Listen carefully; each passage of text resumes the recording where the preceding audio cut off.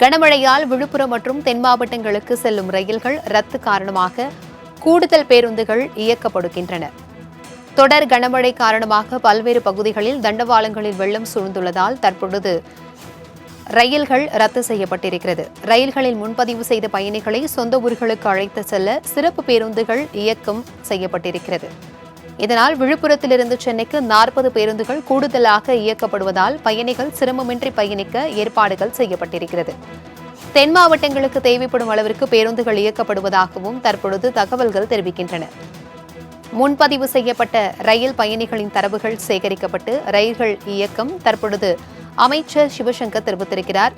இதுகுறித்தான கூடுதல் விவரங்களுடன் இணைகிறார் எமது செய்தியாளர் சந்தோஷ். வணக்கம் சந்தோஷ், இதுகுறித்தான விவரங்களை பகிர்ந்துக்கோங்க. வணக்கம். விழுப்புரம் மற்றும் தென் மாவட்டங்களுக்கு செல்லக்கூடிய ரயில்கள் ரத்து செய்யப்பட்ட நிலையில் கூடுதலாக பேருந்துகள் இயக்கப்படுவதாக போக்குவரத்து துறை அமைச்சர் சிவசங்கர் தகவல் தெரிவித்திருக்கிறார். அதன் அடிப்படையில் இந்த முன்பதிவு செய்யப்பட்ட ரயில் பயணிகளுடைய தரவுகள் என்பது சேகரிக்கப்பட்டு எந்தெந்த பகுதிகளில் அதிகமான பயணிகள் இருக்கிறார்களோ அந்த பகுதிகளில் இந்த கூடுதலான சிறப்பு பேருந்துகள் இயக்குவதற்காக திட்டம் என்பதும் தீட்டப்பட்டிருக்கிறது.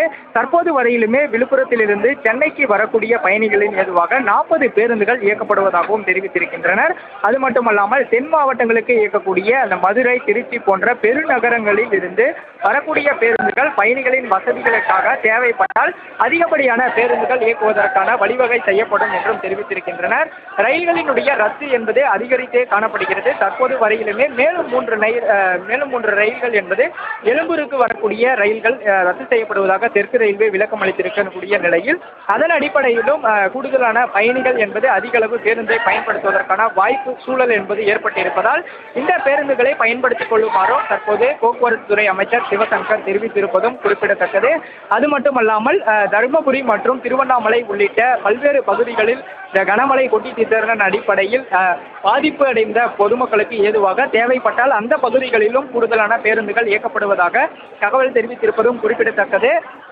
தற்போது வரையிலுமே பேருந்துகளுக்கான எந்த ஒரு இதுவும் இல்லை என்றும் அதே போல தனியார் பேருந்துகளை வாடகை எடுப்பதற்கான வாய்ப்புகள் உருவாகவில்லை என்றும் தகவல் தெரிவித்திருப்பதும் குறிப்பிடத்தக்கது. தகவல்களுக்கு நன்றி சந்தோஷ்.